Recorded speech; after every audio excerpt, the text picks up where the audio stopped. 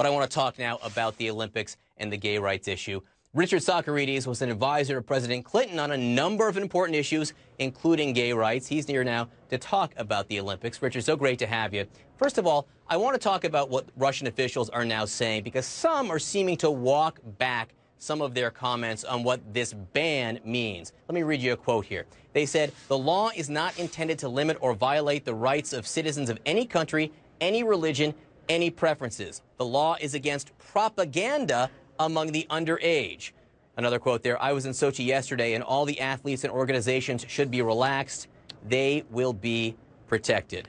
What do you think? Are you convinced, or are the Russians just trying to smooth things over? Well, it's not very reassuring, really, in any way. I mean, the nature of the law is so vague so as to outlaw what the legislation refers to as propaganda. You could basically be arrested at any point for doing anything. I mean, I think surely it is in the Russians' interest to say that there's no problem here, but there is an enormous problem here. First of all, with respect to athletes and visitors, but also with respect to the human rights violations on their citizens. I mean, what they are trying to do is they're trying to outlaw talking about something. So what should President Obama do about this? You heard him, when asked about it yesterday, come out against it. He's also talked about gay rights issues in several countries around the world when asked about it on stage there. But does he need to do more, particularly on this issue of the Olympics in Russia? Well, I think he's certainly set the right tone already. Speaking about it in a very public way and saying that it's not something that we would tolerate in this country, and sending a clear message to the Russians that we expect them to abide by generally accepted human rights policies during the Olympics, I think is an important first step. There's obviously a lot more to do.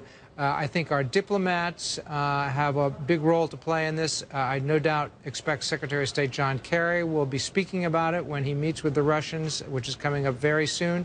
The president canceled his one-on-one summit with President Putin, and that is no doubt mostly about the Snowden episode, but I'm sure that the Olympics played a part in it.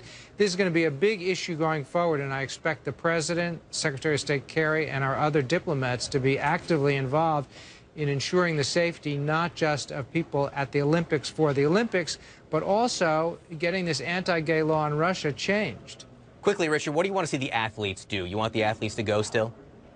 Well, I think that, a boycott really only deprives our very own athletes who have practiced and who are ready to do their best of having that opportunity. So I think a boycott of the Olympics is not the way to go, but I think respectful protests during the games, showing that in this country we support all of our citizens, and that's what the kind of human rights policies that we expect from a country like Russia, anybody hosting the Olympics. I think there is a lot. We can send a very powerful message when we're there. And we can go and we can win, like Berlin in 1936 with Jesse Owens. Richard Socarides, thank you so much for your time. Always great to see you. Thanks, John.